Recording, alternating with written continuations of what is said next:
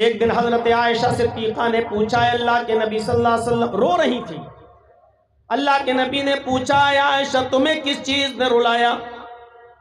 فرمایا اللہ کے نبی صلی اللہ علیہ وسلم اچانک جہنم کا تصور کر کے میرے آنکھوں میں آنسو آ گئے، میں رونے لگی۔ اے اللہ کے نبی قیامت کا دن ہوگا، بڑا سخت دن ہوگا، میدان محشر کا دن ہوگا، بڑا سخت دن ہوگا، کیا اس وقت لوگ اپنے رشتہ داروں کو پہچانیں گے؟ کیا اس دن لوگ اپنے رشتہ داروں کو پہچانیں گے؟ شوہر اپنی بیوی کو پہچانے گا، باپ اپنے بیٹے کو پہچانے گا بھی یا نہیں پہچانے گا؟ تو نبی اکرم صلی اللہ علیہ وسلم نے اس موقع پر جواب دیا، عائشہ عند المیزان، جب ترازو رکھی جائے گی اور نیکیاں اور برائیاں تولی جا رہی ہوں گی، اس وقت کوئی کسی کو نہیں پہچانے گا۔ باپ اپنے بیٹے کو نہیں پہچانے گا، شوہر اپنی بیوی کو نہیں پہچانے گا، ماں اپنی بیٹی کو نہیں پہچانے گی، بھائی اپنے بہن کو نہیں پہچانے گا۔ ہر انسان کو یہ فکر ہوگی کہ اس ترازو میں جو ہماری نیکیاں اور برائیاں تولی جا رہی ہیں، ہماری نیکیوں کا پلڑا بھاری ہوتا ہے یا نہیں، ہماری برائیوں کا پلڑا اڑتا ہے یا نہیں، ہماری نیکیاں برائیوں سے زیادہ ہوتی ہیں یا نہیں۔ جس وقت نیکیاں اور برائیاں تولی جائیں گی، کوئی کسی کا خیال نہ کرے گا، کسی کو کسی کی پرواہ نہیں ہوگی، کسی کو کسی کی پرواہ نہیں، شوہر کو بیوی کی نہیں، باپ کو بیٹے کی نہیں، ماں کو بیٹی کی نہیں، بھائی کو بہن کی نہیں، کوئی کسی کو یاد نہیں کرے گا اس موقع پر۔ فرمایا اے عائشہ، اور دوسرا موقع تب آئے گا جب کوئی کسی کو یاد نہیں کرے گا۔ پل صراط پر گزرتے ہوئے، پل صراط سے ہر انسان کو گزارا جائے گا، پل صراط سے لوگ گزریں گے، اور پل صراط جس سے لوگ گزریں گے اسی کے نیچے جہنم ہوگی، اسی کے نیچے جہنم بھڑک رہی ہوگی۔ گناہگار لوگ بھی پل صراط سے جائیں گے اور فوراً بیچ میں جا کر ان کا ہاتھ چھوٹے گا اور نیچے جہنم کے اندر وہ گر جائیں گے۔ اس پل صراط سے جب انسان کو گزارا جائے گا تو کوئی کسی کو یاد نہیں کرے گا۔ باپ چاہے گا کہ اس پل صراط سے میں آسانی کے ساتھ گزر کر اس پار پہنچ کر جنت میں چلا جاؤں، بیٹا چاہے گا کہ میں چلا جاؤں، بھائی چاہے گا کہ میں چلا جاؤں، بیوی چاہے گی کہ میں گزر جاؤں۔ نہ شوہر بیوی کو اس وقت یاد کرے گا، نہ باپ بیٹے کو یاد کرے گا، نہ بھائی بہن کو یاد کرے گا، نہ ماں بیٹی کو یاد کرے گی، کوئی کسی کو اس وقت یاد نہیں کرے گا۔ میرے بھائیوں، ان موقعوں پر کوئی کسی کو یاد نہیں کرے گا، حالات ہی ایسے ہوں گے۔ اسی سے ملتا جلتا ایک نقشہ قرآن کریم نے یوں کھینچا ہے، یوم یفر المرء من اخیہ وامہ وابیہ وصاحبتہ وبنیہ۔ قیامت کے دن انسان بھاگ رہا ہوگا اپنے باپ سے، یوم یفر المرء من اخیہ، اپنے بھائی کو دیکھ کر بھاگ رہا ہوگا، وامہ، بیٹا اپنی ماں کو دیکھ کر بھاگ رہا ہوگا، وابی، بیٹا اپنے باپ کو دیکھ کر بھاگ رہا ہوگا، وصاحبتی، آدمی اپنی بیوی کو دیکھ کر بھاگ رہا ہوگا، وبنیہ، باپ اپنی اولاد سے بھاگ رہا ہوگا۔ یعنی ہر انسان کو یہ ہوگا کہ میں نجات پا جاؤں اور کسی کو نجات ملے نہ ملے، لیکن مجھے نجات مل جائے، میں چلا جاؤں، میں بخش دیا جاؤں، میں جنت کا مستحق ہو جاؤں، یہ ہر انسان کو فکر ہوگی اس دن۔ اور 50,000 سال کا ایک دن ہوگا، سورج 1 میل کے فاصلے پر ہوگا۔ اس دن یہ 7 قسم کے لوگ اللہ کے عرش کے سائے میں ہوں گے، اور اللہ کے عرش کے سائے کے علاوہ کوئی سایہ نہیں ہوگا۔ جن کو اللہ کا عرش کا سایہ مل گیا وہ خوش نصیب ہوں گے، جن کو اللہ کے عرش کا سایہ مل گیا ان کا 50,000 کا دن بہت آسانی کے ساتھ گزر جائے گا۔ وہ خوش نصیب کون ہیں؟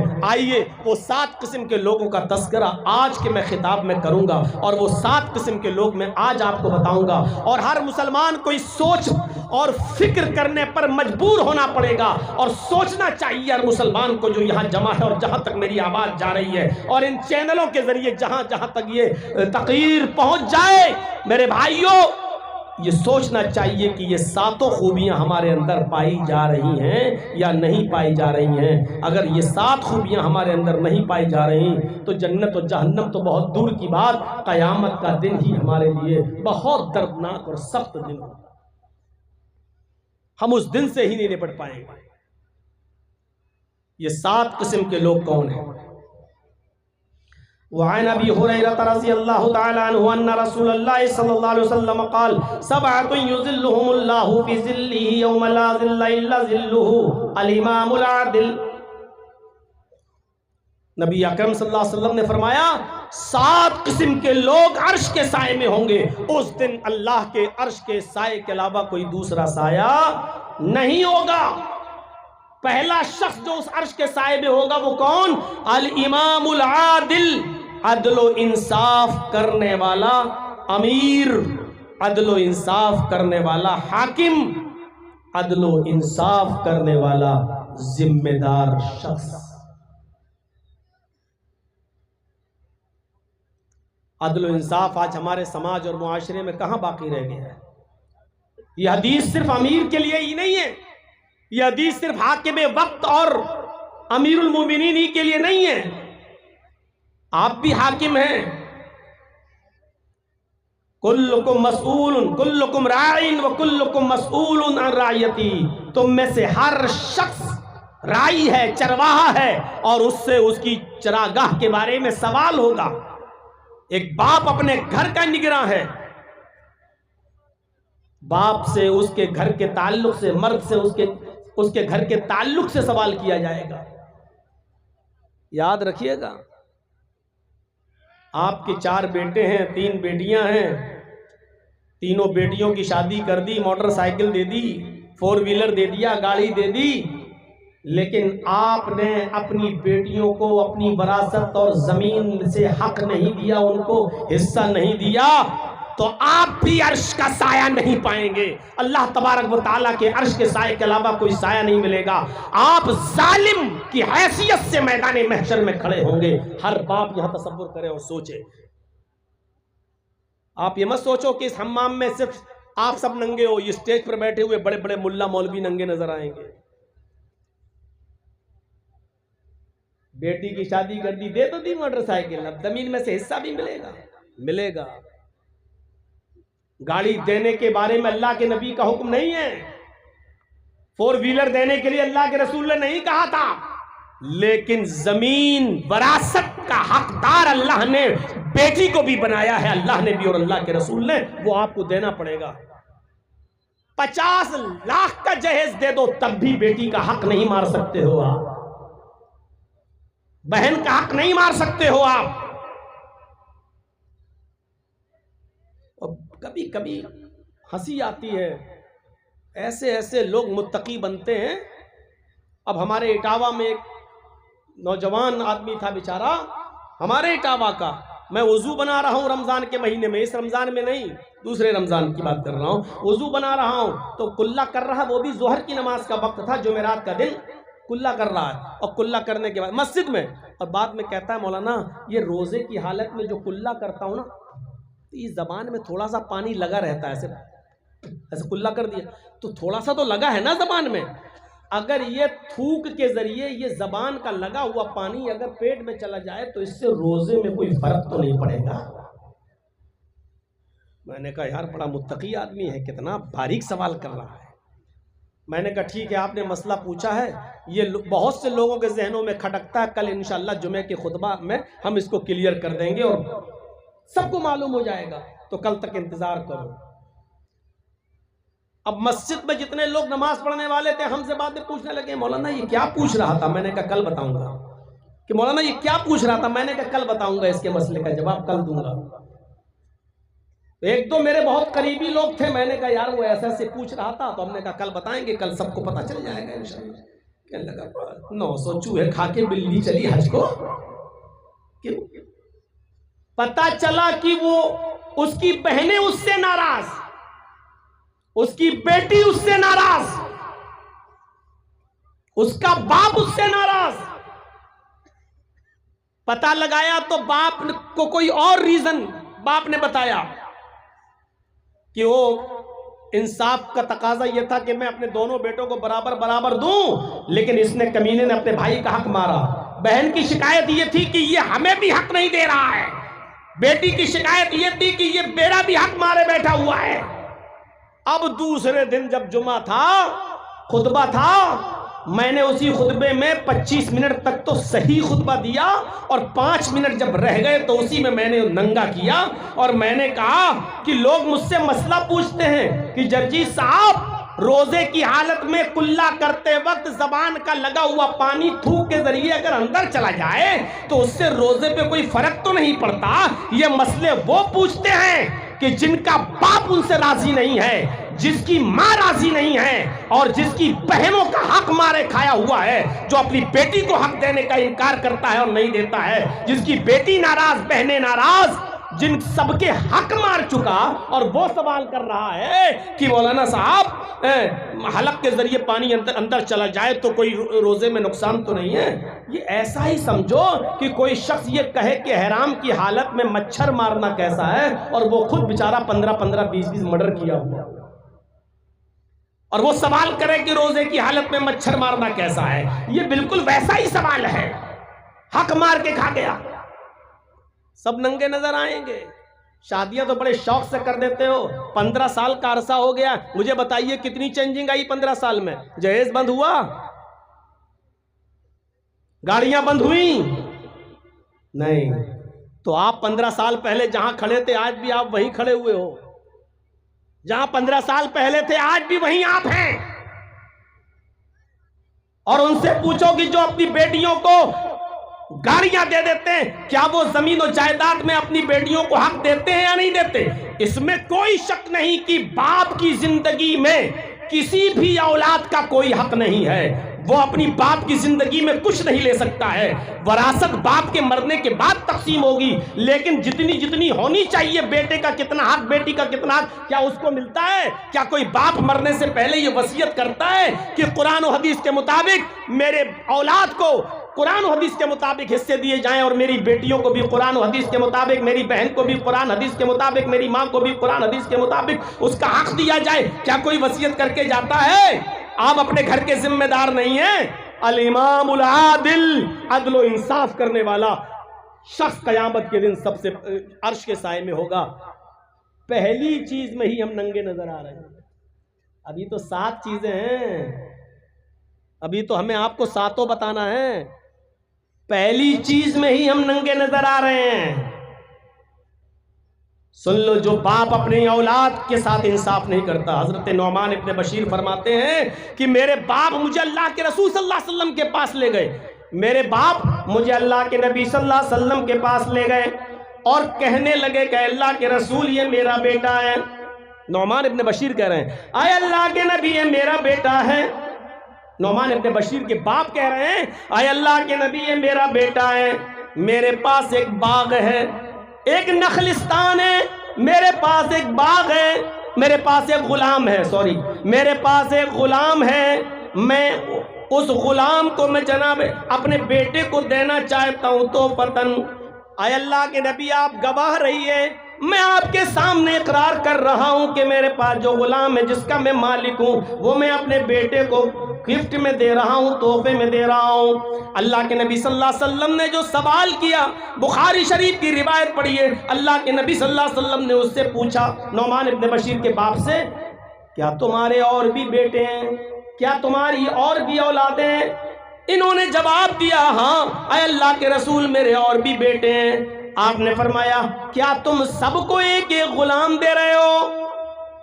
کہا نہیں اے اللہ کے رسول میں سب کو نہیں دے رہا ہوں، میں صرف اپنے اس بیٹے کو دے رہا ہوں۔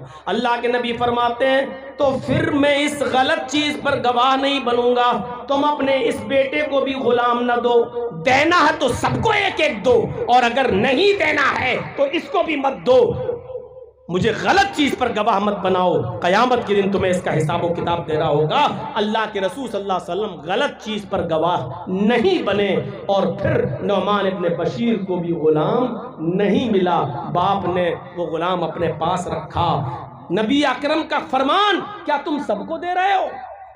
کہا نہیں سب کو نہیں صرف اسی کو دے رہا ہوں. تو اللہ کے رسول نے کہا پھر اس سے بھی لے لو, یا تو دو تو سب کو دو اور نہیں دینا ہے تو کسی کو مت دو. یہی عدل کا تقاضا ہے. تو عرش کے سائے میں قیامت کے دن سب سے پہلا شخص کون ہوگا؟ الامام العادل, عدل و انصاف کرنے والا. یہ تو گھر کا ذمہ دار ہو گیا,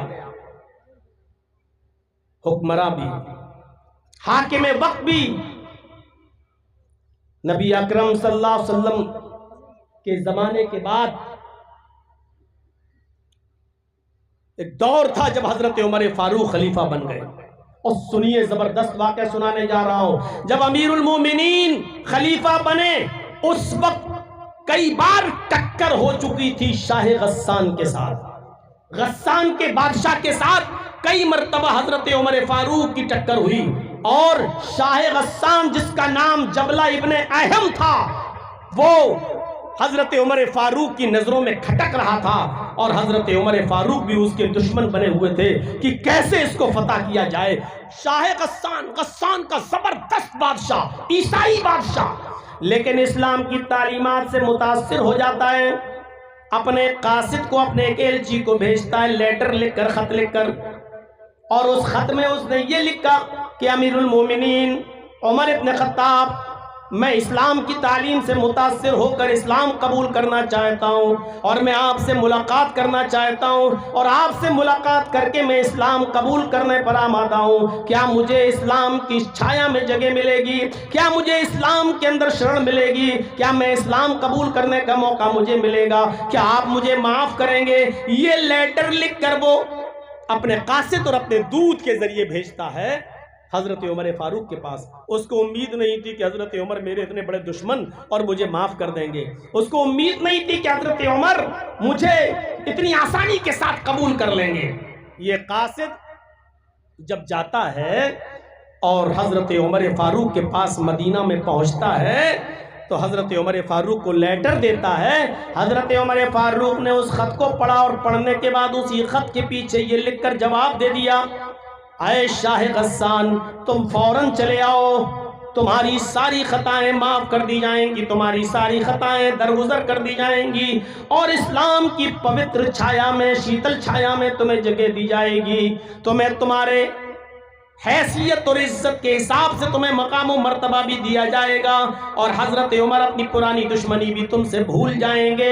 تم فوراً چلے آؤ, تمہارے لیے مدینے میں جگہ ہی جگہ ہے.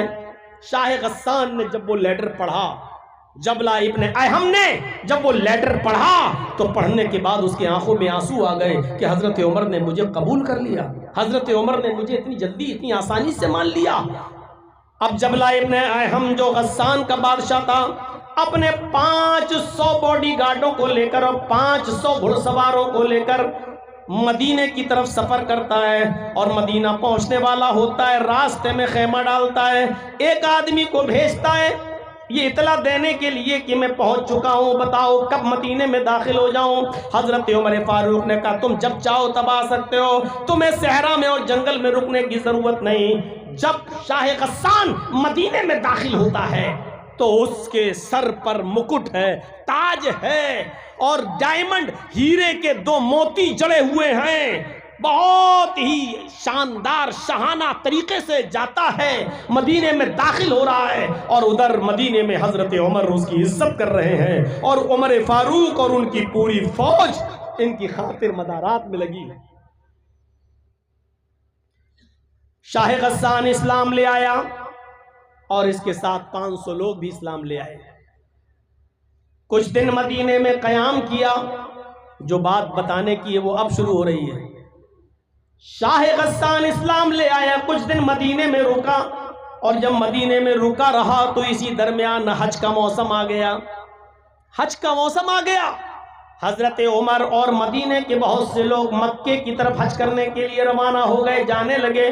حضرت عمر نے شاہ غسان سے کہا اے جبلہ اچھا موقع ہے, تم نے ابھی نیا نیا اسلام قبول کیا ہے, چلو تم بھی حج کی دولت سے مالا مال ہو جاؤ, پتہ نہیں آئندہ سال زندگی رہے نہ رہے, تم بھی حج کر لو.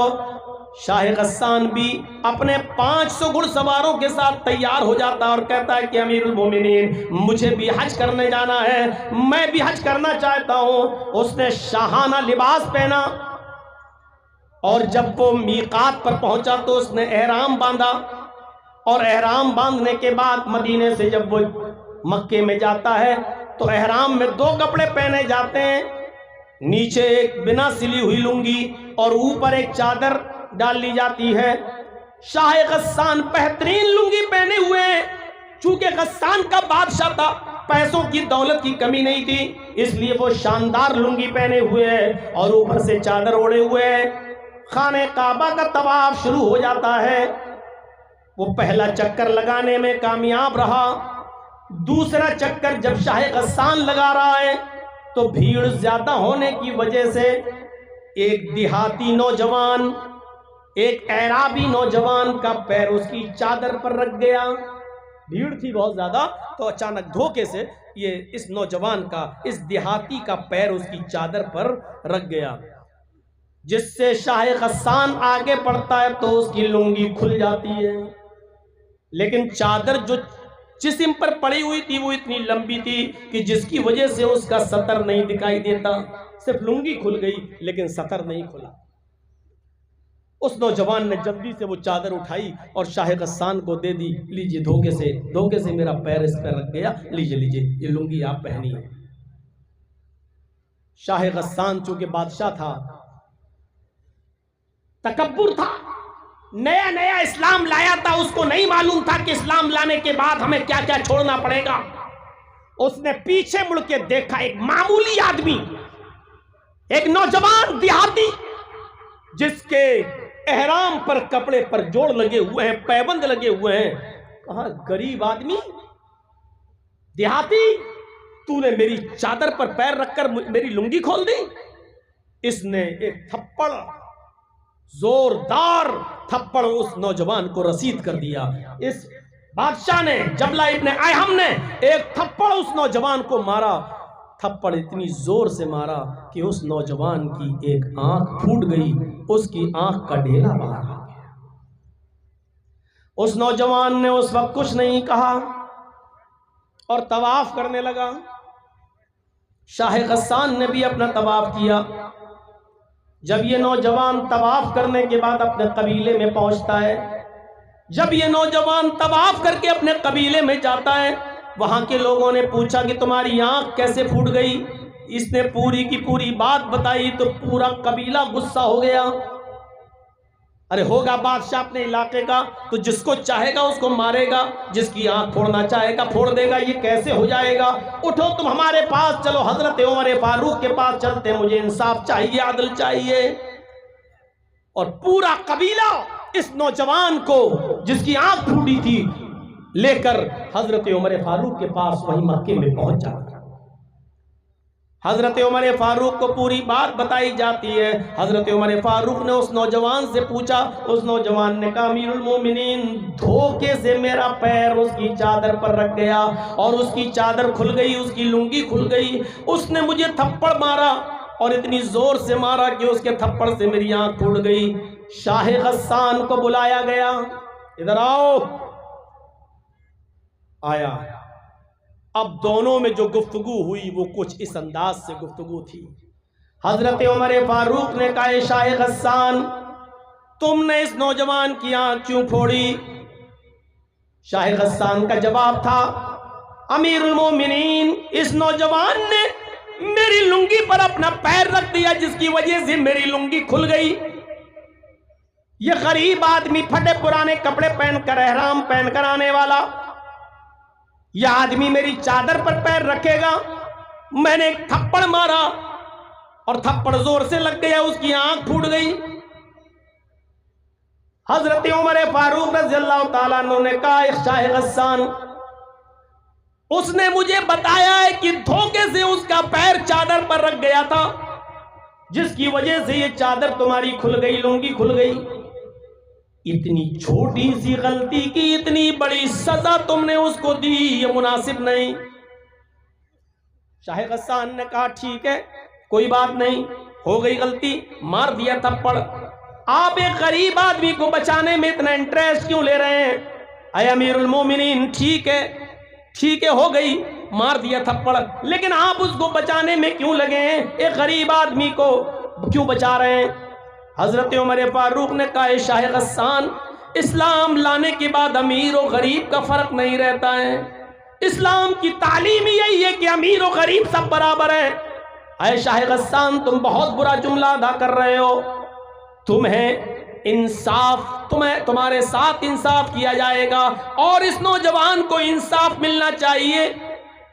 شاہ غسان نے کہا اچھا ٹھیک ہے، تو بتائیے مجھے کیا کرنا ہوگا؟ بہت معمولی سی چیز۔ حضرت عمر نے کہا بہت معمولی سی چیز۔ کہا کیا؟ اس آدمی سے معافی مانگ لو، اس نوجوان سے معافی مانگ لو، اس دیہاتی سے معافی مانگ لو، اگر یہ معاف کر دیتا ہے تو کچھ نہیں، اور اگر معاف نہیں کرتا تو کچھ لے دے کے معاملہ بنا لو، جتنے میں وہ تیار ہو جائے اس کو اس کی آنکھ کا نقصان دے دیا جائے، جتنے میں وہ راضی ہو جائے یہ مال اس کو دے دیا جائے، تمہیں چھوڑ دیا جائے گا۔ حضرت عمر فاروق سے شاہ غسان نے کہا امیر المومنین، میں ایک معمولی اور غریب آدمی سے معافی تو مانگ نہیں سکتا، یہ نہیں ہوگا، اس نے میری لنگی پر پیر رکھا ہے، غلطی پہلے اس نے کی، میں نے تھپڑ مار دیا، اس کی آنکھ پھوٹ گئی، میں اس کو کچھ لے دے کے بھی معاملہ نہیں بنانا چاہتا، نہ میں معافی مانگوں گا نہ کچھ لے دے کے معاملہ بناؤں گا۔ اب بتائیے انصاف کا تقاضا کیا ہے؟ اس نوجوان کو کیسے انصاف دلانا چاہتے ہیں؟ امیر المومنین حضرت عمر نے کہا تو پھر تیار ہو جاؤ، آنکھ کے بدلے آنکھ، تمہاری بھی آنکھ پھوڑی جائے گی۔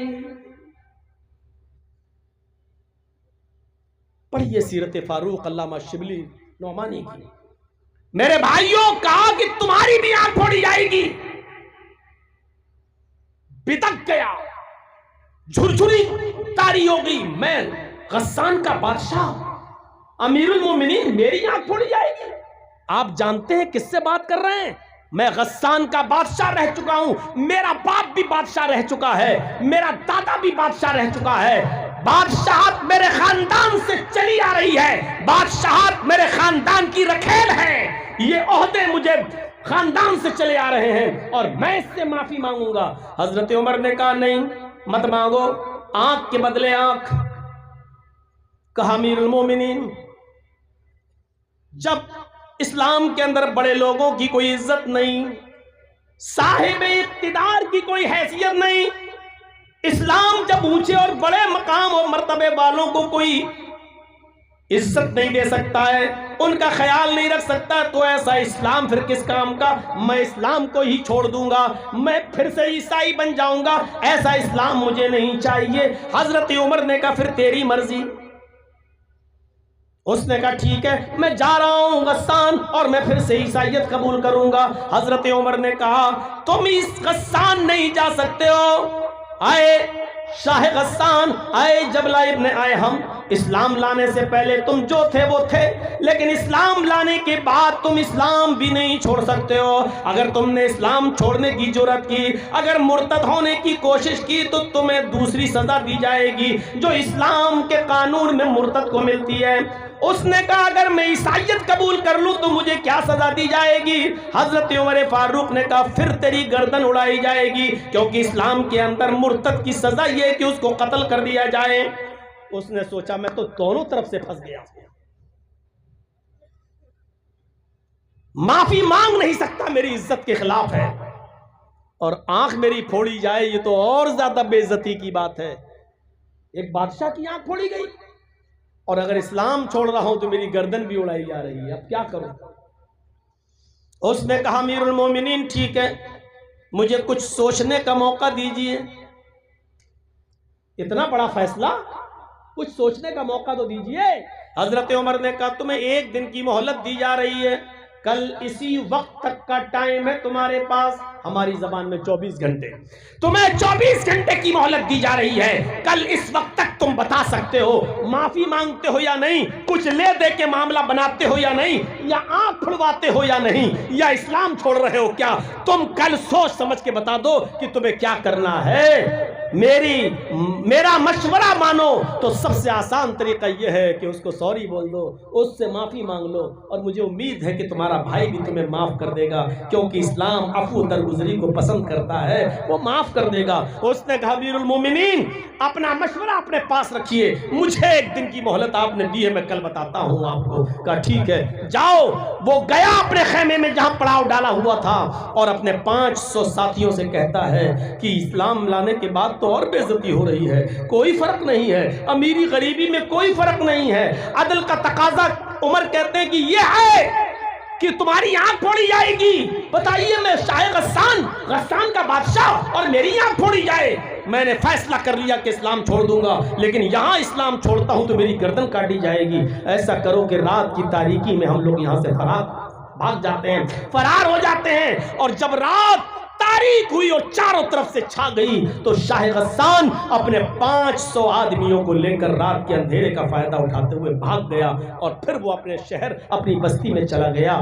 حضرت عمر فاروق کو پتا چلا کہ یہ لوگ تو رات میں بھاگ گئے لیکن کوئی پرواہ نہیں کی۔ اس نوجوان کو بلایا، کہا مجھے عدل اور انصاف ان 500 آدمیوں کے پھر جانے سے اور اسلام کو چھوڑ دینے سے بھی زیادہ پیارا ہے۔ میں نہیں چاہتا کہ ایسے لوگ اسلام کے اندر داخل ہوں جو امیر ہونے کے باوجود تکبر کی چادر اپنے اوپر سے نہ اتار سکیں، گھمنڈ کی ردا اپنے اوپر سے نہ اتار سکیں۔ مجھے ایسے لوگوں کے اسلام کی کوئی چنتا نہیں ہے، چلے گئے کوئی فرق نہیں پڑتا۔ مجھے فخر ہے کہ میں نے نیائے انصاف اور عدل کو قائم رکھا ہے۔ میرے پیارے ساتھیوں، عدل اور انصاف کا تقاضا یہ تھا۔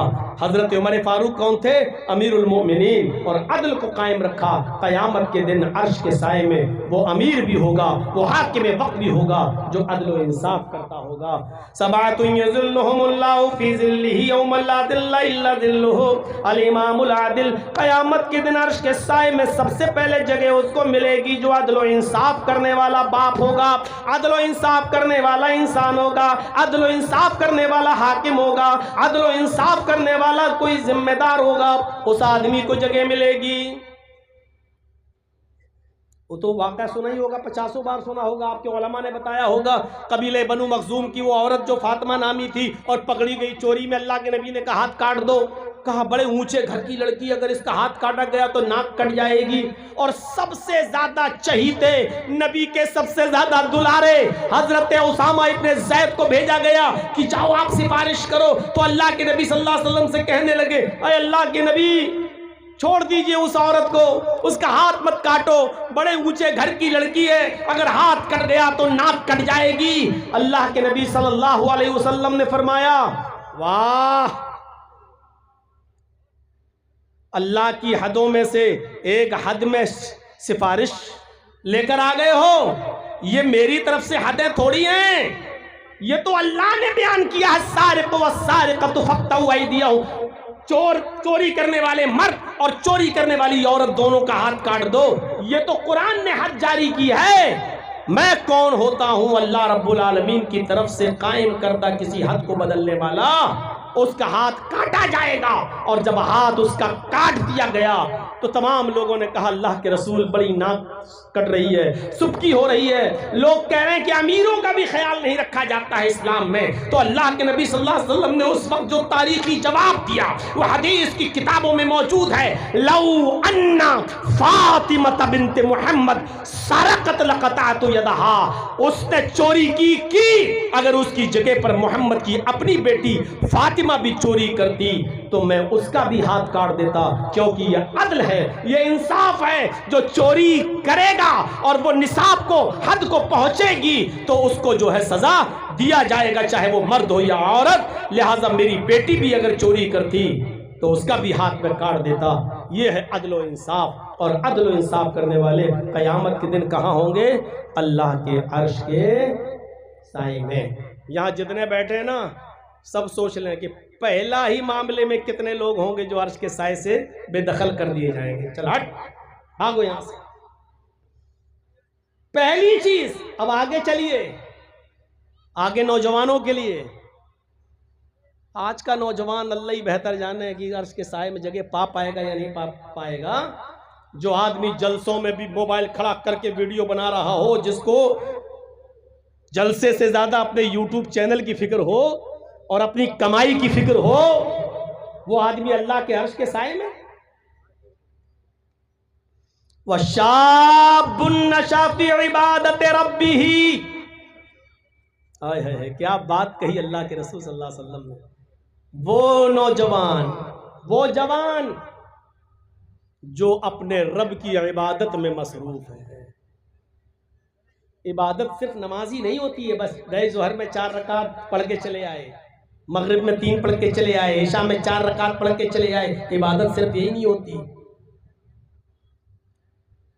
جو چیز بھی عبادت کہلاتی ہے، اور وہ نوجوان جو اللہ کی عبادت میں ہر وقت مصروف ہے، وہ اللہ کے عرش کے سائے میں ہوگا. وہ عقبہ ابن نافع نوجوان 1500 گھڑ سواروں کو لے کر نکلا، اور جہاں گیا اس نے اسلام کا جھنڈا لہرا دیا. جہاں گیا اس نے اسلام کو فتح کر لیا، اسلام کا جھنڈا لہرا کر اس علاقے کو فتح کر لیا. جہاں گیا دائیں دیکھا تو اسلامی اسلام، بائیں دیکھا تو اسلامی اسلام. آگے بڑھتا جا رہا ہے، پیچھے اسلام کا جھنڈا لہراتا جا رہا ہے. اس نے ایسا اسلام پھیلایا، ایسا اسلام پھیلایا، ایسا اسلام کا جھنڈا لہرایا کہ اسلام کا جھنڈا لہراتے لہراتے پھیلاتے پھیلاتے سامنے سمندر آ جاتا ہے. اس کو سمندر ہی سمندر دکھائی دیتا ہے. نوجوانوں ذرا ادھر توجہ دیجئے اور دیکھیے، بھی نوجوان تھا، اپنے 1500 گھڑ سواروں کے ساتھ سفر کر رہا ہے. دائیں دیکھتا ہے تو اسلام کا جھنڈا، بائیں دیکھتا ہے تو اسلام کا جھنڈا، پیچھے مڑ کے دیکھتا ہے تو محمد رسول اللہ کا پرچم، اور سامنے دیکھتا ہے تو کہتا ہے کہ سمندر ہی سمندر. اس نے اپنی تلواروں کو زمین میں گاڑا، اپنے گھوڑوں کو باندھا 1500 لوگوں نے، اور اس کے بعد سمندر کے کھارے پانی سے وضو بنایا، اور اسی سمندر کے قریب کھڑے ہو کر اس نے 2 رکعت نماز پڑھائی. جب عقبہ ابن نافع نے نماز ادا کی اور 1500 لوگوں نے اس کے پیچھے نماز ادا کر لی، تو عقبہ ابن نافع ان سمندر کی تازہ اور اٹھتی ہوئی لہروں کو دیکھ کر کہتا ہے، اے اللہ، دائیں اسلام اور بائیں اسلام اور میرے پیچھے بھی اسلام. جہاں سے میں نے گزرا، میں نے تیرے نبی کا جھنڈا لہرا دیا ہے، میں نے اسلام کا پرچم لہرا دیا ہے. اب میں کیا کروں؟ سامنے سمندر آ گیا ہے. اے اللہ، اگر مجھے یہ پتہ چل جائے، الہ العالمین مجھے اس بات کا علم ہو جائے کہ اس سمندر کو پار کرنے کے بعد بھی کوئی بستی رہتی ہے، تیری کوئی مخلوق زندہ ہے، تیرے بندے آباد ہیں اور کفر کر رہے ہیں، تو قسم ہے مجھے تیرے عزت و جلال کی، میں اپنے 1500 گھڑ سواروں کے ساتھ سمندر میں چھلانگ لگا جاؤں گا اور تیرنا شروع کر دوں گا، اور اس وقت تک رکنے کا نام نہیں لوں گا جب تک کہ سمندر کو پار کرنے کے بعد اس بستی پر بھی تیرے نبی جناب محمد رسول اللہ کا پرچم نہ لہرا دوں، جب تک اسلام کا جھنڈا نہ گاڑ دوں، اس وقت تک میں چین و سکون کے ساتھ نہیں سوؤں گا. میرے بھائیوں، یہ عقبہ ابن نافع ایک جوان آدمی ہے جو یہ کہہ رہا ہے، اے اللہ، میں نے دائیں تیرے نبی کا جھنڈا لہرا دیا، بائیں اسلام پھیل گیا، پیچھے بھی اسلامی اسلام نظر آ رہا ہے، سامنے سمندر ہے، اور مجھے نہیں معلوم کہ سمندر کو پار کرنے کے بعد بھی کوئی بستی رہتی ہے. اگر مجھے پتہ چل جائے اس سمندر کو پار کرنے کے بعد بھی کوئی بستی رہتی ہے، تو میں اپنے گھوڑوں کو سمندر میں ڈال دوں گا اور اس بستی پر بھی تیرے نبی کا پرچم لہرا دوں گا. یہ تھے جو اپنے رب کی عبادت میں لگے ہوئے تھے. یہ عرش کے سائے میں ہوں گے. حضرت حنظلہ کا معاملہ کون نہیں جانتا؟ شادی ہوئی، بیوی گھر میں آئی، پہلی رات ہے، شب زفاف بھی منا لی، اور اعلان ہو جاتا ہے کہ آخری آواز ہے، آخری ندا ہے. اس آواز کے بعد اب کوئی بھی آدمی اپنے گھر میں نہیں بیٹھ سکتا ہے، اپنے گھر میں نہیں رک سکتا ہے. حضرت حنظلہ نے فوراً اپنا گھوڑا کھولا اور جہاد کے لیے نکل گئے. ان کی بیوی پیچھے سے کہتی ہے، میں تمہیں جہاد میں جانے سے نہیں روک رہی ہوں، لیکن اے حنظلہ، ابھی تو تم نے مجھ سے ہم بستری کی ہے، ابھی تو شب زفاف بنائی ہے، غسل تو کر لو، غسل تو کرتے جاؤ، غسل تو کرتے جاؤ. کہنے لگا، بیوی غسل کرنے کا موقع کہاں ہے؟ قاصد کی آواز نہیں سنی. دعوت دینے والے نے دعوت دی، اب کسی کو ایک لمحہ بھی گھر میں رکنے کی پرمیشن نہیں ہے، یہ آخری آواز ہے، اس آواز کو سن کر جو نہیں نکلا وہ قیامت کے دن اللہ کو جواب دے گا۔ گھوڑا دوڑایا اور نکل گئے، میدان جہاد میں گئے، لڑے، اتنا لڑے کہ لڑتے لڑتے انہوں نے اپنی جان کی قربانی دے دی، شہید ہو گئے، کئی کافروں کو مارا اور خود بھی شہید ہو گئے۔ میرے بھائیوں، جب ان کو دفنایا جانے لگا تو آپ کو شاید یہ مسئلہ معلوم ہو، جو اللہ کی راہ میں قتل کر دیا جاتا ہے اس شخص کو انہی کپڑوں میں دفنایا جاتا ہے جن کپڑوں میں اس کی شہادت ہوتی ہے، پہلی چیز۔ دوسری چیز یہ ہے کہ شہید کی نماز جنازہ نہیں پڑھی جاتی ہے۔ تیسری چیز یہ ہے کہ اس کو غسل نہیں دیا جاتا ہے اور بغیر غسل کے اس کو دفنایا جاتا ہے۔ قیامت کے دن شہید اسی حال میں اپنی قبر سے اٹھے گا کہ اس کے جسم سے خون کے قطرے گر رہے ہوں گے۔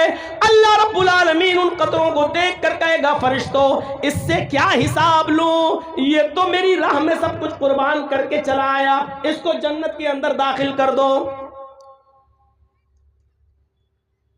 جانے دو اس کو جنت کے اندر۔ تو جب حضرت حنظلہ کو دفنایا جانے لگا تو بیوی نے عرض کیا اے اللہ کے نبی میرے شوہر کو غسل دے دیجئے۔ اللہ کے نبی نے فرمایا حنظلہ کی بیوی شاید تمہیں پتہ نہیں، شہید کو غسل نہیں دیا جاتا ہے، جنازہ نہیں پڑھا جاتا ہے۔ کہنے لگی میں جانتی ہوں، مسئلہ معلوم ہے، لیکن میں کیسے بتاؤں؟ اے اللہ کے رسول آپ ہی فرماتے ہیں ان اللہ لا یستحی من الحق، اللہ حق بات سے نہیں شرماتا۔ کل ہی میرا نکاح ہوا، میری شادی ہوئی، میرا شوہر مجھے گھر لایا، پہلی رات ہی میرے ساتھ شب زفاف بنائی، جہاد کا اعلان سنا، رات ہی میں نکل گیا، اتنا لڑا کہ لڑتے لڑتے شہید بھی ہو گیا۔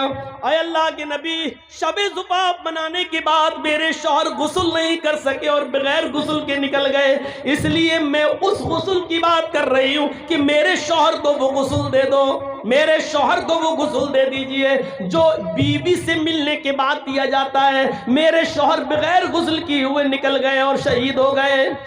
تھوڑی دیر اللہ کے نبی نے توقف کیا، گویا کہ وحی کا انتظار کر رہے ہوں، اور تھوڑی دیر کے بعد کہنے لگے اے صحابیو حنظلہ کو ایسے ہی دفن کر دو۔ بی بی پھر بولی اے اللہ کے نبی میرے شوہر کے غسل کا کیا بنا؟ امام کائنات نے فرمایا اے حنظلہ کی بی بی تیرے شوہر کو میرے غسل کی ضرورت نہیں، آسمان سے اترنے والے 70,000 فرشتوں نے تیرے شوہر کو غسل دے دیا، تیرا شوہر غسیل الملائکہ ہے، اس کو غسیل الملائکہ کا خطاب مل گیا، تیرے شوہر کو 70,000 فرشتوں نے غسل دیا۔ یہ کون سا جوان آدمی تھا، شادی ہوئی پہلی رات منائی اور جہاد کے لیے نکل گیا، اپنی خوبصورت بیوی کو بھی چھوڑ گیا، جہاد بھی اللہ کی عبادت ہے اور عبادت کے لیے نکل گیا۔ وَشَابٌ نَشَأَ فِي عِبَادَةِ رَبِّهِ، دوسرا وہ جوان آدمی عرش کے سائے میں ہوگا جو اپنے رب کی ہر وقت عبادت میں لگا ہوا ہے۔ یہاں صحیح سے بیٹھ کر جلسہ نہیں سن سکتے، عبادت کریں گے اللہ کی۔ 15 سال تو وہ ہو گئے جو یہاں آئے تھے پہلے، ورنہ اور 10 سال میرے جوڑ لو جو پہلے سے آ رہے ہیں۔ 25 سال پہلے بھی اسی طریقے کے ہنگامے ہوا کرتے تھے جلسوں میں، اور اسی طریقے کا شور ہوا کرتا تھا، اور آج بھی اگر کوئی پوچھے کہ جرجی صاحب میں نے سب سے پہلی تقریر جو کی تھی بمبئی میں، اس وقت میری عمر تھی 17 سال 10 مہینہ، جب بال ٹھاکرے کے خلاف میں بولا تھا، اور جب میں نے اس کو کہا تھا کہ ہرے رنگ پہ پابندی کی بات کرتا ہے، پہلے لوکی کھانا چھوڑ، پالک کھانا چھوڑ، اور ہرا دھنیا ہری مرچیں کھانا چھوڑ، اور لال رنگ سے پیار ہے تو وہی کھاؤ جو ہم لوگ کھاتے ہیں۔ اور اس جرم میں جب ہم گئے 24 گھنٹہ بٹھائے رہے، مجھے تھانے میں رکھا گیا، اور پہلی مرتبہ جب میں تھانے میں بیٹھا تھا، اور اس لیے کیس میرے اوپر نہیں بن پایا تھا کیونکہ میرے بالغ ہونے میں 2 مہینے کم تھے، 17 سال 10 مہینے تھے، 18 سال کا ہوتا تو بھی چلا گیا ہوتا اندر۔ اس وقت سے میں بول رہا ہوں اور آج اپنی عمر کے 46 47 کے آس پاس میں پہنچ گیا ہوں. اندازہ لگائیے گا کہ 18 سال سے لے کر اب تک کتنے سال کا عرصہ گزر چکا ہے. اس عرصے کے بارے میں کوئی پوچھے کہ جرگی صاحب اس دور سے اب تک تحقیق کر رہے ہو, آپ جلسوں میں کتنا فرق دیکھ رہے ہو, جلسوں میں کتنی تمیز اور کتنا سلیقہ اور کتنی تہذیب دیکھ رہے ہو, جلسوں میں کتنا فرق پڑا ہے اور جلسوں میں کیا سدھار آیا ہے, آپ کتنے نمبر دینا چاہتے ہو؟ تو جرجیس دے گا 100 میں 0. اتنے سال پہلے جس طرح کی بدتمیزی آپ کرتے تھے وہ آج بھی کرتے ہو. اس سے پہلے جو بدعقلی تھی وہ آج بھی ہے. اس سے پہلے جو بدتمیزی تھی وہ آج بھی ہے. اس سے پہلے جلسوں کا جو عدم احترام آپ کے دلوں میں تھا وہ آج بھی ہے. اس سے پہلے جلسوں کی جو نوعیت آپ کے ذہنوں میں تھی وہ آج بھی ہے. کوئی تبدیلی نہیں آئی ہے. قد تھوڑا سا بڑا ہو گیا ہے. فرق صرف اتنا ہے کہ پہلے جوان تھے, اب 4 بچوں کے باپ بن گئے ہو. بس اس سے زیادہ کوئی فرق نہیں آیا ہے. ہمارے سماج میں, ہماری سوسائٹی میں, ہمارے علاقے میں اور ہماری بستیوں میں برا لگے تو لگتا رہے, مت بلائیے گا, کوئی فرق نہیں پڑتا. فرق کچھ نہیں پڑا ہے. نہ جہیز میں فرق, نہ شادیوں میں فرق, نہ جہیز کی ڈیمانڈ میں فرق, نہ لین دین میں فرق. میرے بھائیوں کوئی فرق نہیں پڑا ہے. فرق صرف اتنا پڑا ہے کہ پہلے مسجدیں کچھ جھونپڑیوں کی ہوا کرتی تھیں, اب تھوڑا سا اے سی لگنے لگی ہے, پنکھے لگنے لگے ہیں, اسٹینڈری آ گئی ہے. بس اب لوگ مسجد بنانے کا تو بہت بڑا ثواب سمجھتے ہیں, لیکن مسجدوں کو بھرنا جرم سمجھ رہے ہیں. وہ نہیں جاتے. مسجد تو بنا لی شب بھر میں ایمان کی حرارت والوں نے, من اپنا پرانا پاپی رہا, برسوں میں نمازی بن نہ سکے. کوئی فرق نہیں پڑا ہے ہمارے اس سماج میں, اس سوسائٹی میں. شاپ النشاطی عبادت ربی. چلیے دوسرا, 7 تک جائیں گے تو فجر یہی ہو جائے گی. تیسری چیز دیکھیے, وَرَجُلٌ قَلْبُهُ مُعَلَّقٌ فِي الْمَسَاجِدِ. 7 چیزیں ہیں, 2 چیزیں بتا چکا ہوں, اور اب میں کسی کو کھڑا کر کے ان 7 چیزوں کو پوچھوں گا, دیکھیں کتنی غور سے سن رہا ہے وہ میری تقریر. 7 چیزیں جو بتائی تھی نا, اور جس کا سر جھکا ہوگا اسی کو پہلے کھڑا کروں گا. یاد رکھیے 7 چیزیں پہلے پھر سن لو. پہلی چیز عدل و انصاف کرنے والا. دوسری چیز نوجوان. لاسٹ میں پوچھوں گا کسی کو کھڑا کر کے. ابھی 2 چیزیں بتا دیں, وہ نوجوان جو اپنے رب کی عبادت میں لگا ہوا ہے. اب تیسری چیز پہ آئیے, وَرَجُلٌ قَلْبُهُ مُعَلَّقٌ فِي الْمَسَاجِدِ. وَرَجُلٌ قَلْبُهُ مُعَلَّقٌ فِي الْمَسَاجِدِ. تیسرا وہ آدمی اللہ کے عرش کے سائے میں ہوگا جس کا دل نماز کی طرف لٹکا ہوا ہے. اس طرح کیوں بیٹھے؟ ارے بیٹھ جاؤ, چپل اتار کے اس کے اوپر بیٹھ جاؤ. تم تو ایسے بیٹھے ہو لگ رہا ہے جیسے یہاں لیٹرین کر رہے ہو. ہاں اس پہ ایسے بیٹھ جاؤ. رجل قلبہ معلق فی المساجد. تیسرا وہ آدمی عرش کے سائے میں ہوگا جس کا دل مسجد کی طرف لٹکا ہوا ہے, اٹکا ہوا مسجد. سمجھ رہے ہیں مطلب؟ ابھی ظہر کی نماز پڑھ کے آیا, کھیتی باڑی کر رہا ہے, کچھ کام کر رہا ہے, بار بار گھڑی دیکھ رہا, ہاں ابھی عصر میں ٹائم ہے, پھر کام کر رہا ہے, پھر بار بار کبھی سورج کی طرف دیکھتا ہے, دیکھیں عصر کا وقت ہوا کہ نہیں ہوا ہے, اور جیسے ہی عصر کا وقت ہوا فوراً مسجد میں عصر پڑھ کے آیا, کام میں لگ گیا, بار بار دیکھ رہا مغرب تو نہیں ہو رہی, مغرب تو نہیں ہو رہی ہے, اور جیسے ہی مغرب کا وقت ہوا مسجد میں مغرب پڑھ کے آیا, کھانا کھانے بیٹھا گھر پہ, بار بار گھڑی دیکھ رہا اور مسجد کی فکر لگی ہوئی, عشاء کا وقت تو نہیں ہوا, اور جیسے ہی عشاء کی نماز پڑھ کے مسجد میں آیا سو گیا. رات میں کئی بار اٹھتا ہے, گھڑی دیکھتا ہے کہیں فجر تو نہیں ہو گئی ہے, پھر سوتا ہے, پھر چونکتی ہے اس کی نیند, پھر گھڑی دیکھتا ہے فجر تو نہیں ہو گئی ہے, اور اس کا دماغ مسجد کی طرف, اس کا دل مسجد کی طرف لٹکا ہوا ہے. ایسا شخص قیامت کے دن عرش کے سائے میں ہوگا جس کا دل مسجد ہی میں لگا ہوا ہے.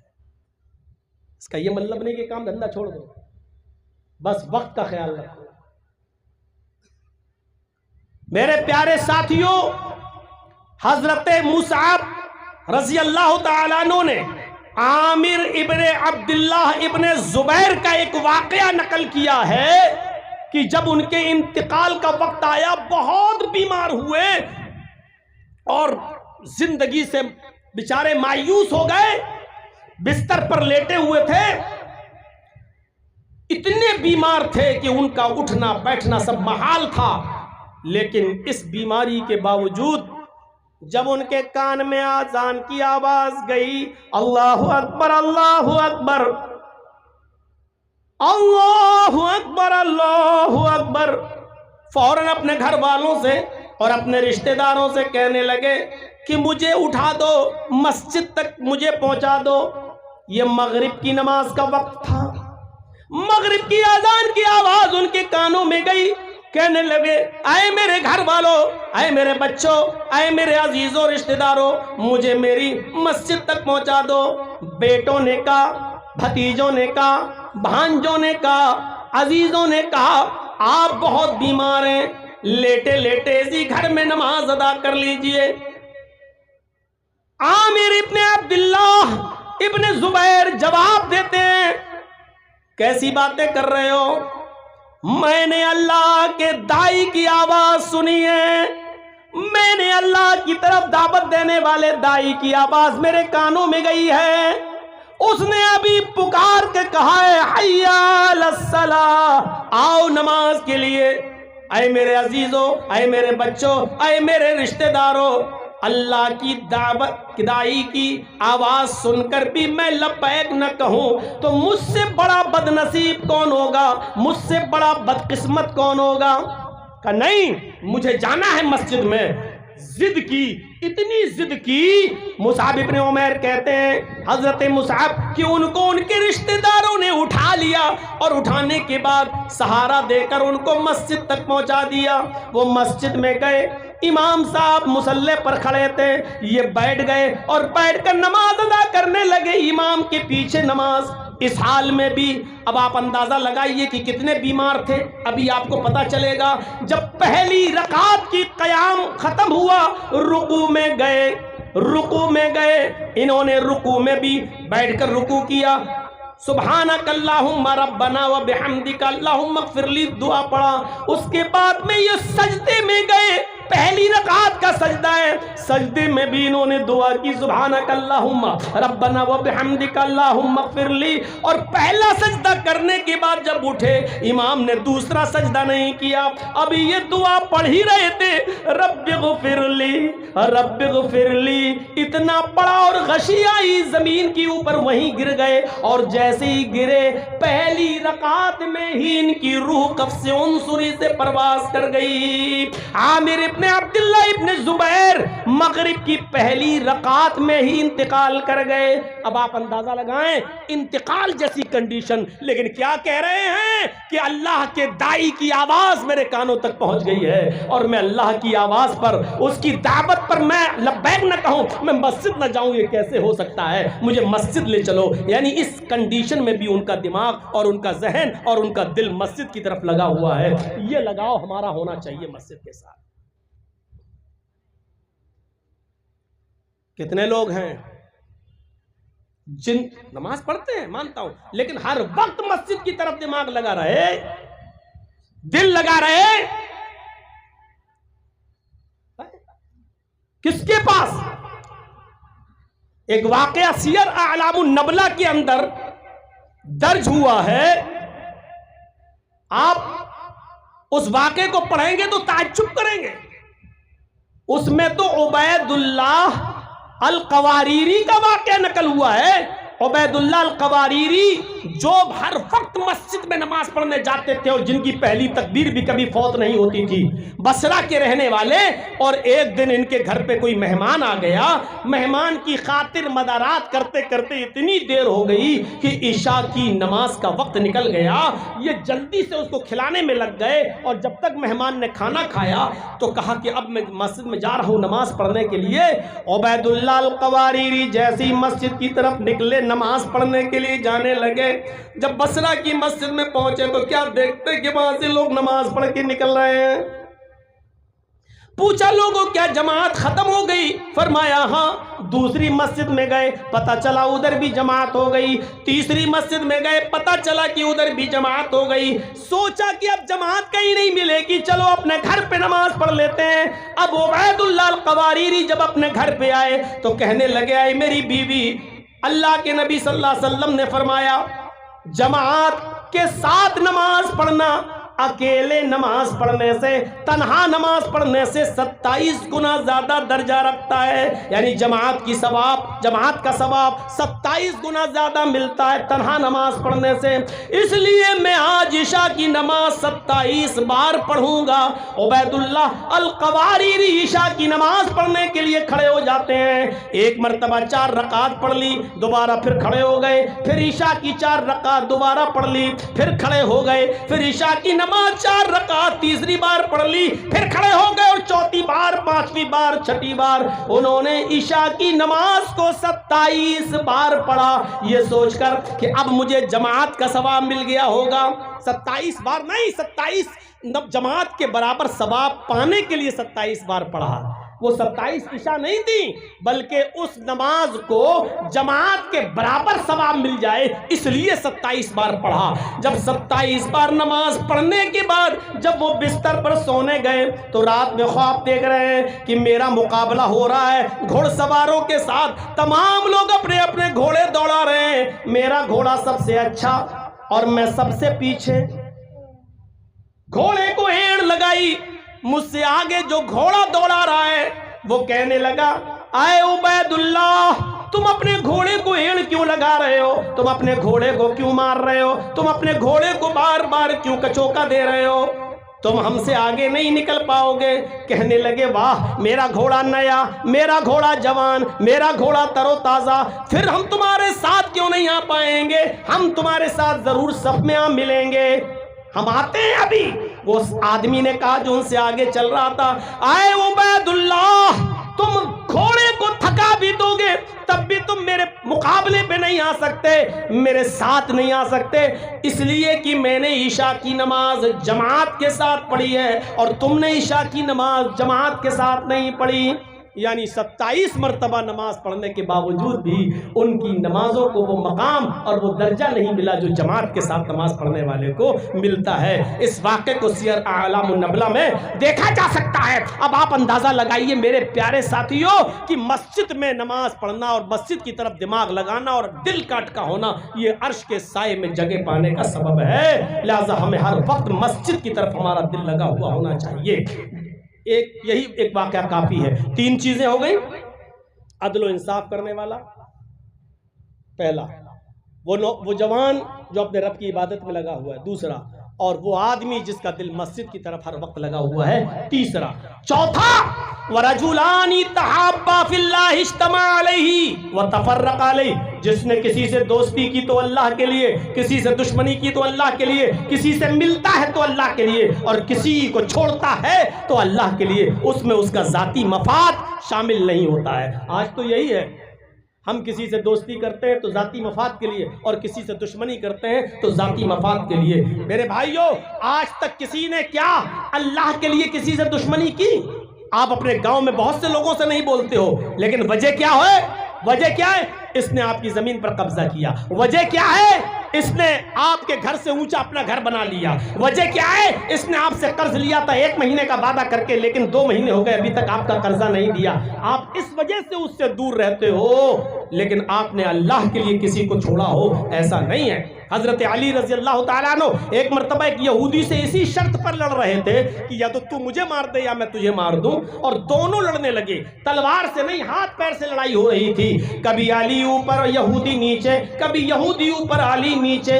یہ لڑائی بہت دیر تک چلتی رہی اور آخر میں علی غالب آ گئے اور حضرت علی نے اس یہودی کا گلا پکڑ کے دبانا شروع کر دیا ایسے، اور یہ شرط ہی ہے تو مجھے مار دے یا میں تجھے مار دوں۔ جب گلا پکڑ کے اس کا دبانے لگے حضرت علی تو یہودی نے اپنے منہ میں بہت سا تھوک جمع کیا، آ کر کے تھوک دیا حضرت علی کے چہرے پہ۔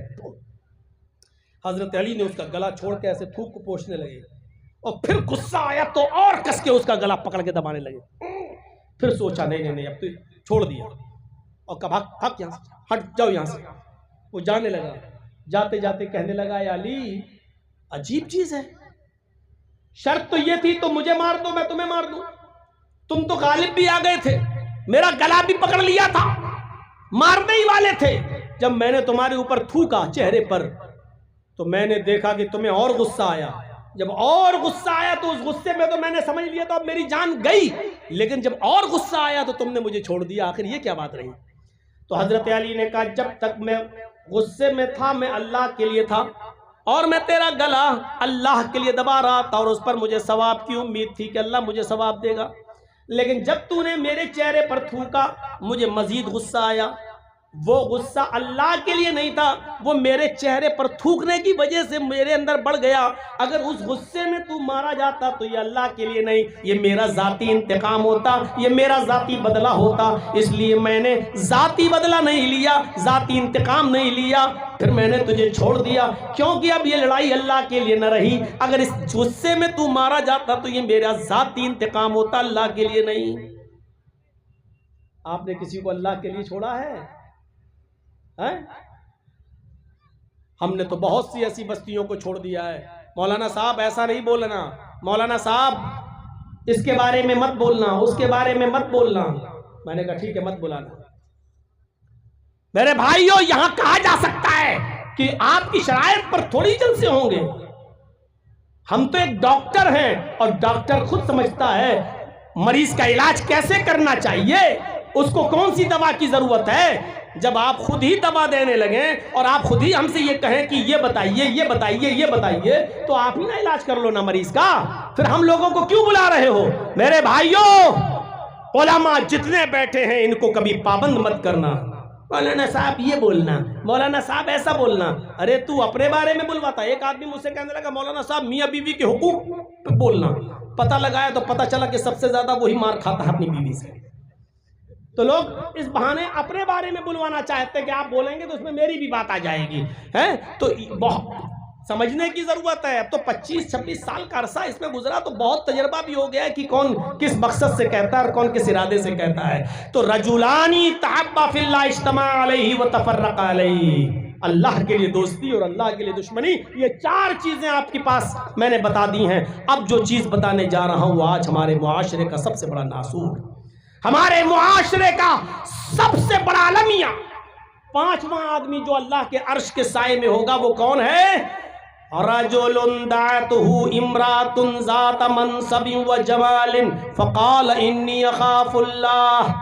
پہلے ایک لفظ پر غور کیجئے، ایسا مرد، ایسا آدمی جس کو کسی عورت نے برے کام کے ارادے سے بلایا ہو، اور وہ عورت بھی بازارو نہیں، سنیے، وہ عورت بھی جسم فروش نہیں، 500 اور 1000 روپے میں اپنا جسم بیچنے والی نہیں۔ حدیث کے الفاظ پر غور کرو، ذات منصب، بہت شریف گھرانے کی، حسب و نسب والی، عزت دار گھر کی عورت، عزت دار گھر کی عورت، وجمال، اور حسن و جمال کی دیوی، بہت خوبصورت حسین و جمال عورت۔ طلبتہم رات یدعتہم رات ذات منصب و جمال، جس مرد کو کسی خوبصورت حسین و جمیل عورت نے، شریف گھر کی، خاندان کی، بہت ہی زیادہ شرافت چھلک رہی ہے اس کے چہرے پر، ایسی شریف عورت، شریف خاندان کی عورت جس نے اس کو برے کام کے لیے بلایا اور اس آدمی نے ایسی عورت کی دعوت کو ٹھکرا دیا۔ نہیں، وہ کہہ رہی آؤ میرے پاس، چلو میرے روم میں، چلو میرے کمرے میں، اور اس نے کہہ دیا انی اخاف اللہ، دور ہو جاؤ، میں اللہ سے ڈرتا ہوں۔ اللہ کے خوف کی وجہ سے اس عورت کو چھوڑ دیا تو یہ آدمی بھی اللہ کے عرش کے سائے میں۔ ہم تصور نہیں کر پا رہے ہیں کس عورت کے بارے میں، ارے بازارو عورتوں کا تو میں تصور ہی نہیں آپ کو بتا ہی نہیں رہا ہوں، یہ تو روز ایسی عورت کو جو پیسے والی بھی ہے، دولت والی بھی ہے، جس کے پاس پیسوں کی کمی نہیں، یعنی اگر آپ اس کے ارادے کو پورا کر دیں تو وہ آپ کو الٹا پیسہ بھی دے رہی ہے، آپ کو عزت بھی دے رہی ہے، آپ کی بات بھی چھپا رہی ہے، آپ کو اپنے گھر آنے کا موقع بھی دے رہی ہے، آپ کے پاس تنہائی کے سارے موقع خود عورت دے رہی ہے۔ آؤ، تمہیں ٹینشن کی ضرورت نہیں ہے، تم آؤ میرے پاس، میں سنبھال لوں گی، کوئی معاملہ نہیں۔ اور وہ بہت اونچے گھر کی، ذات منصب، حسب و نسب اونچا، ذات برادری اونچی، کاسٹ اونچی، عزت دار گھر کی، بڑی اونچے گھر کی لڑکی، بڑے گھر اونچی اور خوبصورت بھی بے انتہا، ایسی عورت، اور آپ کے پاس پورا موقع ہے اس کی بات ماننے کا، پورا موقع ہے اس کے ساتھ غلط کام کرنے کا، پورا اختیار بھی ہے آپ کے پاس، لیکن آپ کے دل میں اللہ کا خوف ایسے موقع پہ آ جائے، اور ایسے موقع پہ آنے کے بعد آپ کہنے انی اخاف اللہ، میں اللہ سے ڈرتا ہوں، نہیں میں تیرے قریب نہیں آ سکتا، میں اللہ کو جواب دینا ہے، ایسا شخص بھی قیامت کے دن اللہ کے عرش کے سائے میں ہوگا۔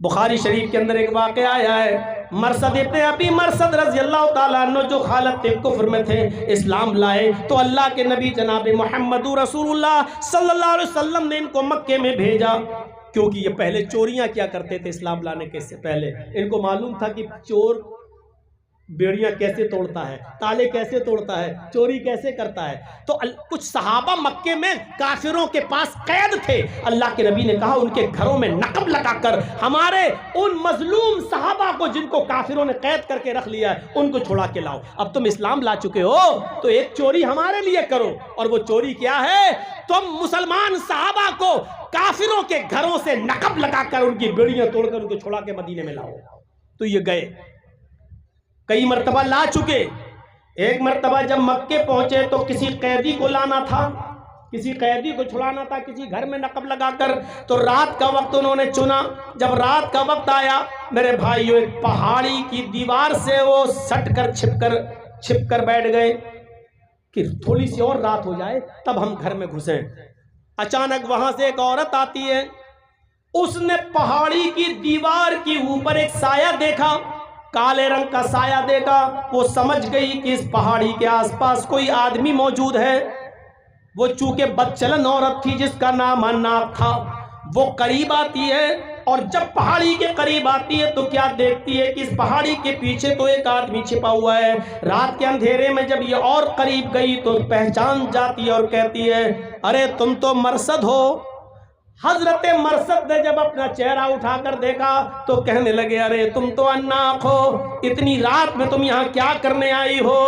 اس نے کہا مرثد کیا ہو گیا تمہیں، اتنے دنوں سے اتنے سالوں سے تم کہاں غائب تھے، میں تمہاری جدائی کے لیے تڑپ گئی، میں کتنی پریشان ہوں، میں نے کتنی تمہیں بار یاد کیا، چلو چلو باقی باتیں کل ہو جائیں گی، آج کی رات فضول باتوں میں مت گزارو، میرا گھر خالی پڑا ہے، آؤ پہلے اپنے گھر چلتے ہیں، پہلے اپنی آرزویں پوری کرتے ہیں، اپنی تمنائیں پوری کرتے ہیں۔ یہ کس نے کہا؟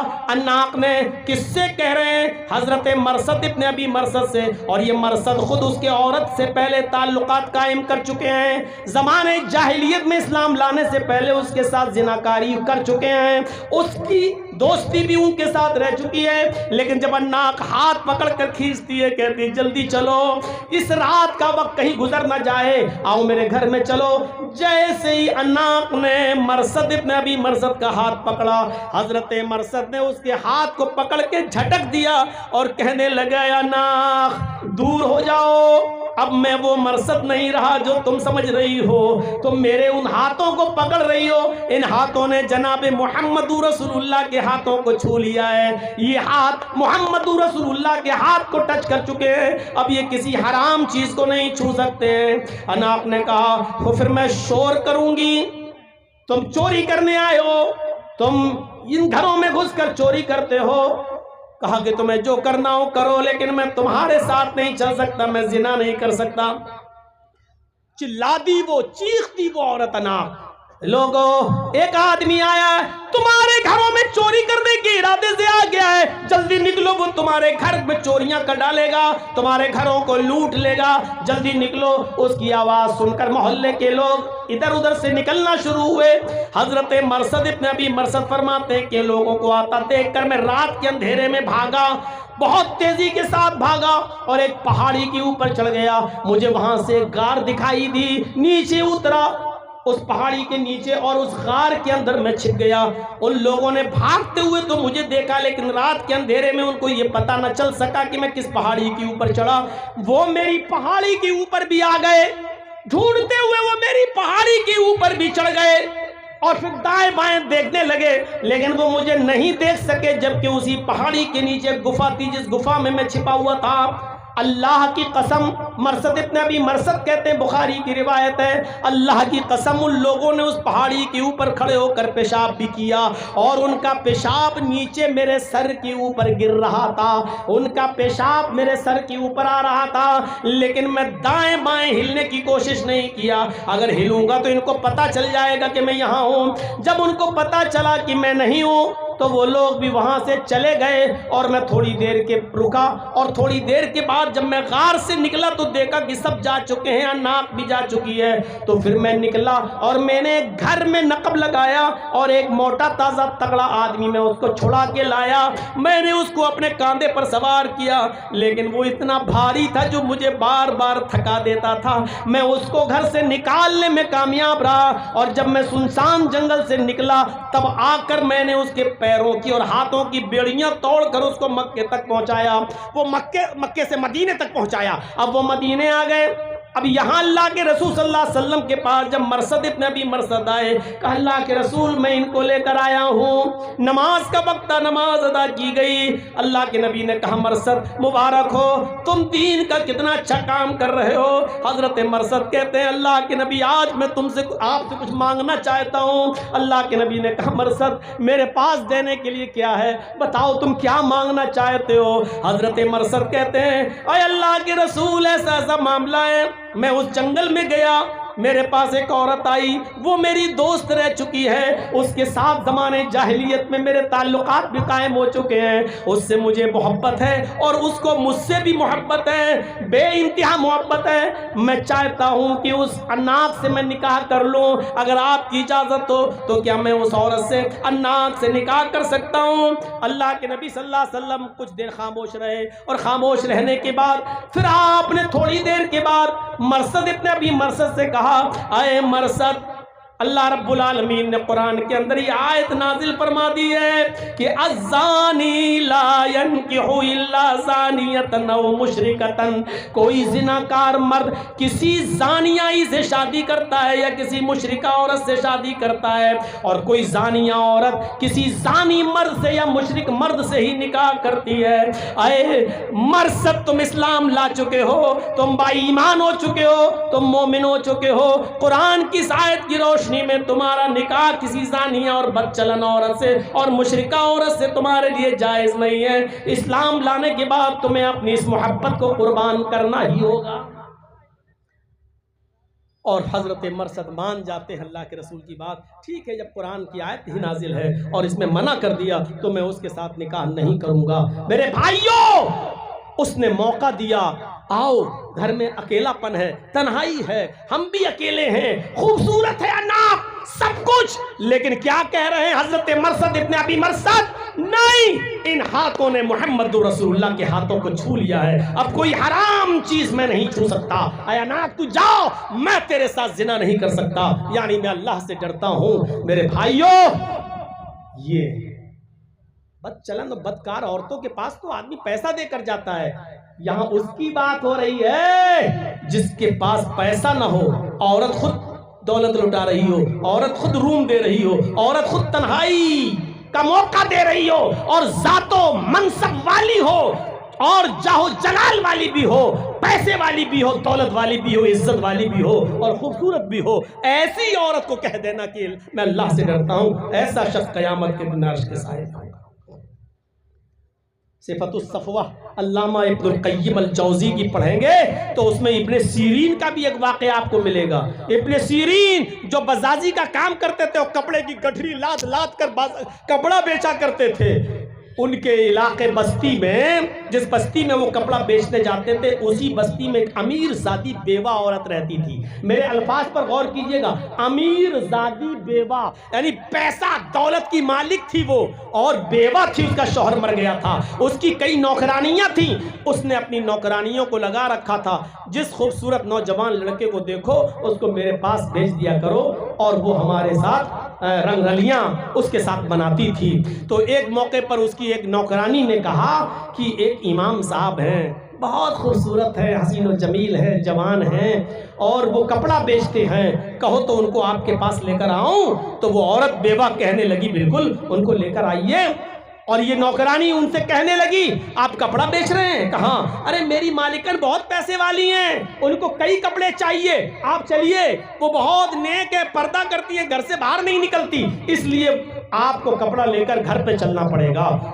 امام ابن سیرین رحمت اللہ علیہ ان کے گھر پہ جاتے ہیں، نوکرانی گھر کے دروازے کے اندر کر دیتی ہے، خود باہر رہتی ہے، اور یہ اندر جب داخل ہو جاتے ہیں تو اس بیوہ عورت کے پاس بیٹھ جاتے ہیں اور کپڑا دکھانے لگتے ہیں، یہ اتنے کا، یہ اتنے کا، یہ اتنے کا۔ اب اس کو کپڑا تو خریدنا نہیں تھا، وہ خوبصورتی دیکھ کر مائل کہنے لگی ارے مجھے کپڑا نہیں خریدنا ہے، جتنا تم کپڑا بیچ رہے ہو میں ساری گٹھری کا پیسہ تم کو دے دوں گی، کپڑا بھی دے دوں گی، پیسہ بھی دے دوں گی، جائی، میں کپڑا خریدنے کے لیے نہیں بلائی۔ تو کہا پھر کس لیے بلائی ہو؟ تمہاری نوکرانی نے تو یہی کہا تھا باندھی نے کہ کپڑا خریدیں گے۔ کہا میں نے کپڑا خریدنے کے لیے نہیں بلایا، کپڑا رکھیے اپنے پاس، کپڑے کا پیسہ بھی میں تم کو دے دوں گی، جتنے کا کپڑا پوری گٹھری میں دے دوں گی تم کو۔ تو کہا بلایا کس لیے؟ اس نے چھوٹتے ہی جو جملہ کہا وہ جملہ تھا ادنو منی، میرے قریب آئیے، ادھر آئیے، میرے قریب آئیے، مجھ سے ملیے، مجھ سے جمع کیجئے۔ انہوں نے کپڑے کی گٹھری باندھی اور لگے اب اس کو نصیحت کرنے، ان الحمدللہ نحمدہ ونستعینہ ونستغفر، اور لگے اس کو، اللہ کے رسول نے یہ فرمایا، قرآن میں یہ آیا ہے، اور زنا کی مذمت اور زنا کی برائی اور زنا کا عذاب اور زنا سب کچھ، لیکن اس کے اوپر تو بھوت چڑھا تھا، اس کی کھوپڑی پر بھوت چڑھا تھا جوانی کا۔ کہنے لگی اچھا سب باتیں آپ کی سن لی، ارے ٹھیک ہم توبہ کر لیں گے بعد میں، لیکن ابھی آئی ہے۔ کہنے لگے یہ تو مانے گی نہیں، ان کی نصیحتیں وہاں کوئی کام ہی نہیں آ رہی، جو نصیحت کر رہے ہیں وہ کہہ رہی اپنی جیب میں رکھو، آؤ، ہر بات پہ کہتی ادنو منی، میرے قریب آؤ۔ انہوں نے کہا اچھا سنو مجھے بہت تیز لیٹرین لگ رہی ہے۔ امام ابن سیرین نے فرمایا مجھے بہت تیز قضاء حاجت کی ضرورت ہے، مجھے لیٹرین لگ رہی ہے، آپ مجھے اپنا باتھ روم بتا دیجئے کہاں ہے۔ اس نے کہا بس اتنی سی بات، چلو میں بتا دیتی ہوں، جلدی سے فارغ ہو کے آئیے، لیکن آئیے ہمارے پاس۔ ان کو باتھ روم میں یہ چلے گئے، اب یہ دیکھتے رہے کہ باتھ روم میں کتنے دیر بند رہیں گے، تھوڑی دیر کے بعد یہ نکلے تو کچن میں گھس گئے۔ کچن میں ایک نالی تھی، امام ابن سیرین کی نظر اس نالی پہ پڑی جس میں وہ عورت جو برتن دھوتی تھی، وہ سب کیچڑ اور کچڑا اسی نالی میں جمع ہوتا تھا، اور اسی نالی کے ذریعے وہ وہاں سے پانی نکلتا تھا، باہر جاتا تھا۔ یہ اس کے پاس بیٹھ گئے اور جو کالی کیچڑ تھی اس نالی میں اس کو ہاتھ سے لے کر اپنے کپڑوں پہ ملنا شروع کر دیا، اور پھر دوسرا ہاتھ لیا، کیچڑ ادھر ادھر سب جگہ اپنی گندگی سے لت پت کر لیا اپنے آپ کو۔ اب اس عورت کے پاس گئے، چلو آؤ، چلو کہاں چلنا ہے؟ اس کو جو بدبو لگی اس نے کہا اے تیرا دماغ خراب ہے، یہ کیا کر کے آ گیا، ہٹ بھاگ بھاگ بھاگ۔ انہوں نے کپڑے کی گٹھری اٹھائی اور دروازے سے جیسی کھلا بھاگے وہاں سے، اور سیدھے اس گاؤں کے کنویں کے پاس آئے، جلدی سے اپنی گٹھری رکھی اور کپڑے اٹھا کے اسی کنویں سے دھوئے، اور کپڑا اپنا دھونے کے بعد کہتے ہیں اللہ تیرا شکر ہے کہ تو نے مجھے زنا سے بچا لیا، اللہ تیرا شکر ہے کہ تو نے مجھے میرا منہ کالا ہونے سے بچا لیا، وہ تو ہاتھ دھو کر نہیں نہا دھو کر میرے پیچھے پڑ چکی تھی، آئے اللہ تیرا رحم و کرم رہا اور تو نے میرے دماغ میں یہ ترکیب ڈال دی اور اس ترکیب سے میں بچ گیا۔ میرے بھائیوں اس طریقے سے لوگ اس زناکاری سے بچتے تھے، ورنہ عورتیں تو پورا موقع دیتی تھیں۔ آؤ، حضرت یوسف علیہ السلام کے پاس کیا موقع نہیں تھا؟ بادشاہ مصر کی بیوی نے پورا موقع دیا تھا، یہ دروازہ بھی بند، وہ دروازہ بھی بند، یہ دروازہ بھی بند، ایک دروازہ نہیں، غلقت الابواب، کئی دروازے تھے، سارے دروازے بند کر کے کہنے لگی ہائی طلق، آئے یوسف آؤ میرے پاس۔ اور یوسف اگر اس کی بات مان لیتے تو 5 انگلی گھی میں، یوسف اگر اس کی بات مان لیتے تو کتنا قریبی بن کے رہتے، بادشاہ کی بیوی کتنا عزت دیتی، کتنا سمان دیتی، اپنے شوہر سے بھی چھپاتی، عزت بھی دیتی، دولت بھی دیتی، پیسہ بھی دیتی، اور اپنا جسم بھی دینے کے لیے تیار تھی، لیکن حضرت یوسف علیہ السلام بچے رہے اور یہی کہتے رہے قال معاذ اللہ، اللہ کی پناہ، اللہ کی پناہ، اللہ سے ڈرتے رہے اور اس عورت کے قریب نہیں گئے۔ تو میرے بھائیوں زنا سے بچنے والوں کے بہت سے واقعات ہیں. تو رجل دعاتہ امرأۃ ذات منصب و جمال فقال انی اخاف اللہ. پانچواں وہ آدمی عرش کے سائے میں ہوگا جس کو کسی خوبصورت حسین و جمیل شریف عورت نے برے کام کے لیے بلایا اور اس نے کہہ دیا کہ میں اللہ سے ڈرتا ہوں. پانچواں آدمی. چھٹا آدمی کون سا ہوگا جو عرش کے سائے میں ہوگا؟ رجل تصدق بصدقۃ فاخفاها حتى لا تعلم شماله ما تنفق يمينه. چھٹا آدمی وہ اللہ کے عرش کے سائے میں ہوگا جس نے کسی کو چھپا کر چپکے سے صدقہ اور خیرات کیا ہوگا، اور اتنا چپکے سے دیا ہوگا کہ داہنے ہاتھ سے دیا ہو اور بائیں ہاتھ کو بھی کسی کو خبر نہ ہو، بائیں ہاتھ کو بھی خبر نہ ہو، چپکے سے دیا ہو، دائیں ہاتھ سے دیا ہو اور بائیں ہاتھ کو بھی خبر نہ ہو. اس کا مطلب کیا ہے؟ مطلب یہ ہے شوہر اگر صدقہ کر رہا ہے تو بیوی تک کو پتہ نہ چلے، اور بیوی صدقہ کر رہی ہے، کسی غریب کی مدد کر رہی ہے تو شوہر کو بھی پتہ نہ چلے، باپ دے رہا ہے تو بیٹے کو بھی پتہ نہ چلے، اور بیٹا دے رہا ہے تو باپ کو بھی پتہ نہ چلے. یہ ہے چپکے سے دینے کا مطلب. آئے رمضان کے مہینوں میں غریبوں کو ساڑیاں دینے والوں، رمضان کے مہینے میں غریبوں کو کپڑے دینے والوں، رمضان کے مہینے میں چادریں دینے والوں، صدقہ و خیرات کرنے والوں، اس غریب کی مدد کرتے وقت ویڈیو بنانے والوں، ان کے فوٹو کھینچ کے واٹس ایپ گروپ پہ ڈالنے والوں اور یہ دکھانے والوں کہ میں نے آج اتنے غریبوں کی مدد کی ہے، تم اللہ کے عرش کے سائے میں جگہ نہیں پاؤ گے، اس لیے کہ تم نے اپنے صدقے و خیرات کی نمائش کی ہے، تم نے اس غریب کو بھی ذلیل کیا ہے، تم نے اس غریب کو بھی رسوا کیا ہے. یہ کون سا صدقہ ہے کہ آپ غریب کی مدد کر رہے ہیں؟ اور ایک بیچاری ایک عورت اپنے بچے کو لے کر آئی ہے، دودھ پی رہا ہے اس کا بچہ، اور اس کے ساتھ فوٹو، اس کو تیل دے رہے ہو، چاول دے رہے ہو، گیہوں دے رہے ہو، شربت روح افزا کی بوتل دے رہے ہو، اور اس کا فوٹو بھی کھینچ کے واٹس ایپ پہ ڈال رہے ہو کہ میں نے آج 10 غریب عورتوں کی مدد کی، آج میں نے 20 غریب عورتوں کی مدد کی.